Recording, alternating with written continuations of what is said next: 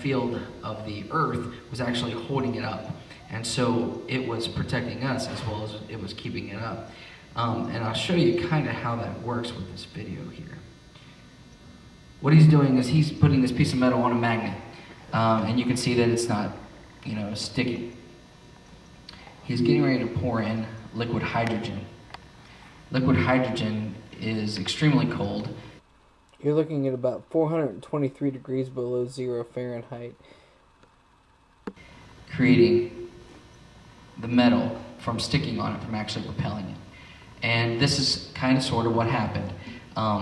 This magnetic or crystalline structure of the firmament was actually resting on top of the Earth's atmosphere, floating on it from the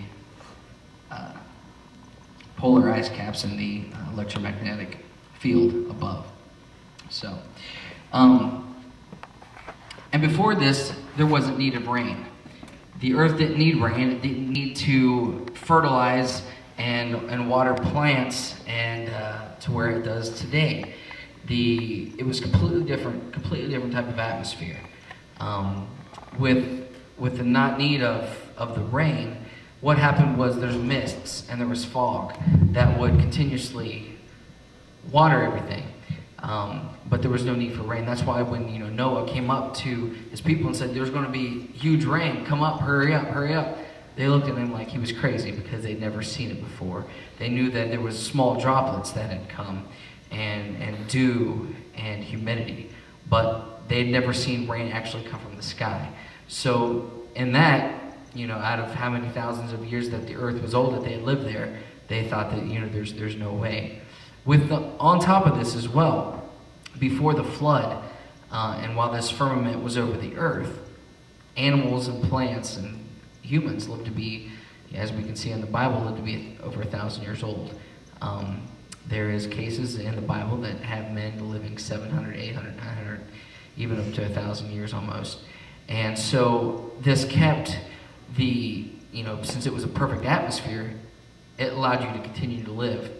And once this broke, what happened was when this sphere that you see over the earth, once it broke, it actually allowed the water to come down, and that helped out with the flood. The water is not just on the earth, but the water from on top of the earth and the firmament actually broke and started coming down. The hydrogen molecules that was crystallized into this metallic form actually mixed with the oxygen as it fell and created water, and that created a pure and perfect flood.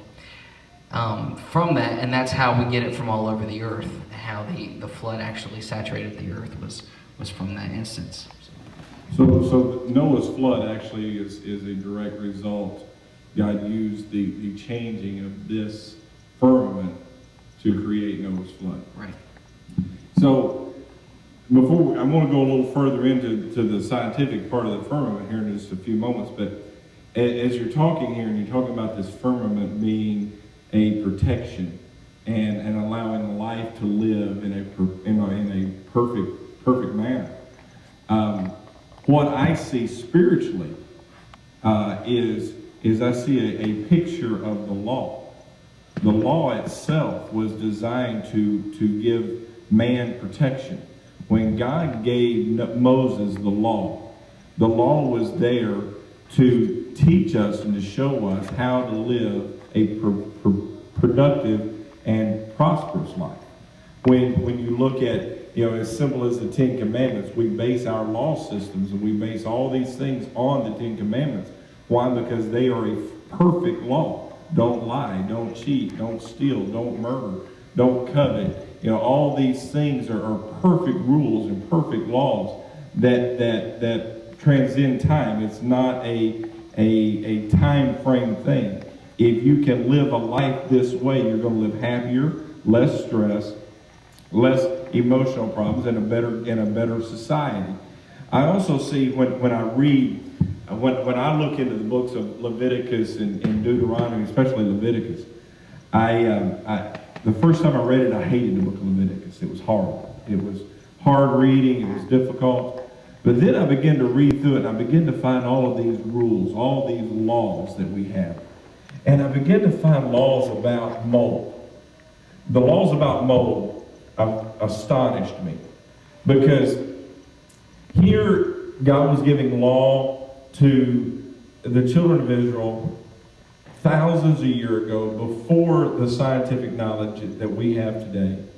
And he's telling them that if you find mold, you've got to count that as unclean. You got to get away from that, and he got all the structure to cleaning the mold out of buildings or cloths or anything else. And now we know that mold is a very deadly substance. It's something that more so than they even knew at that time was a very deadly thing that can kill us.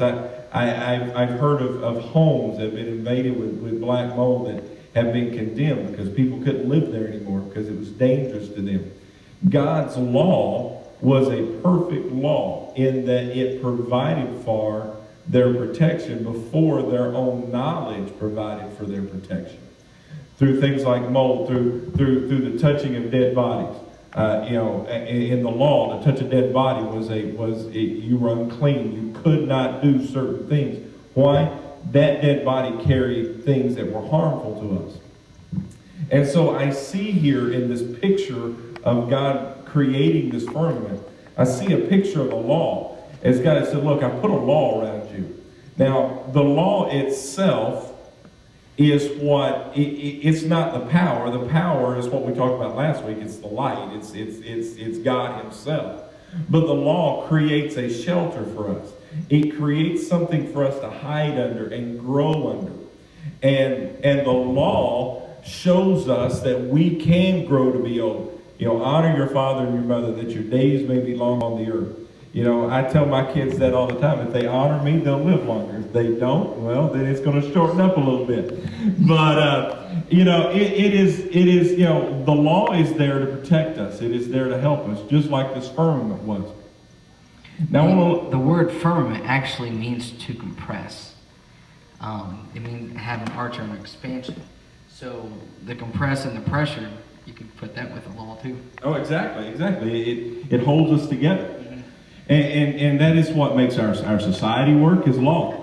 Our society, our social structures work because of law. If they're written or unwritten, our social structures, our society, our churches, our families all work because of laws. We have certain things in each one of these that are built in that hold us together. And God's law is the overall encompassing one that compresses us together and keeps us in one unified body of believers.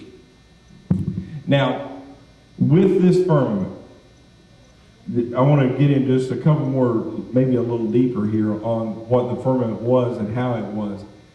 We know that the firmament changes with Noah's flood.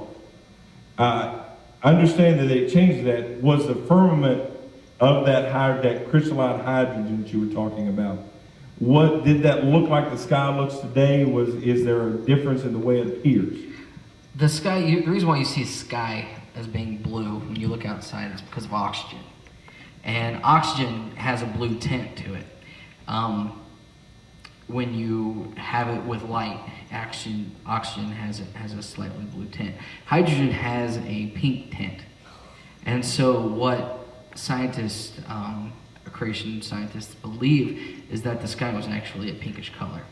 Kind of like it is when the sun is just rising in the morning and it has a slight pink tint, or just setting. A lot of people believe that the sky was actually a pinkish color more than a blue. So there was a different look. So a different cause brought a different look.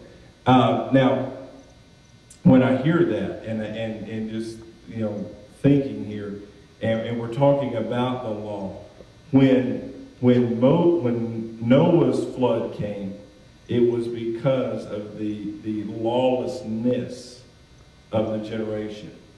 And Noah's flood changed a lot of things. Number one, Noah's flood did away with this firmament, did away with this protection. It said, look, you're going to survive, but it's going to be different now. You're not going to live as long. It's not going to be the same setting. I personally believe, and I don't know that I can prove this biblically or scientifically, you might be able to help me. I personally believe that pre-Noah's flood, man was vegetarian. I believe that we had not began